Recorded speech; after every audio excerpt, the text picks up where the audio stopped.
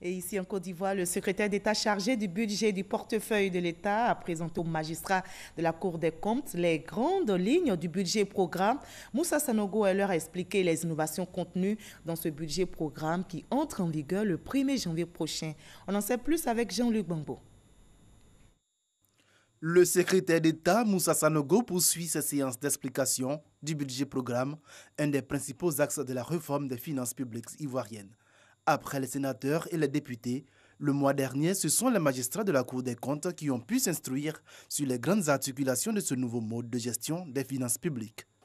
Cette réforme des finances publiques vise à offrir une meilleure visibilité dans les choix budgétaires et elle vise également à accroître l'efficacité de la dépense publique ainsi qu'à améliorer le service public rendu aux citoyens. Elle renforce enfin les prérogatives des organes de contrôle externe que sont le Parlement et votre illustre institution, la Cour des comptes. Le basculement au budget programme est prévu pour janvier 2020 et pour le secrétaire d'État, la Cour des comptes jouera un rôle déterminant dans sa mise en œuvre. La Cour des comptes aura un rôle majeur dans le nouveau processus budgétaire.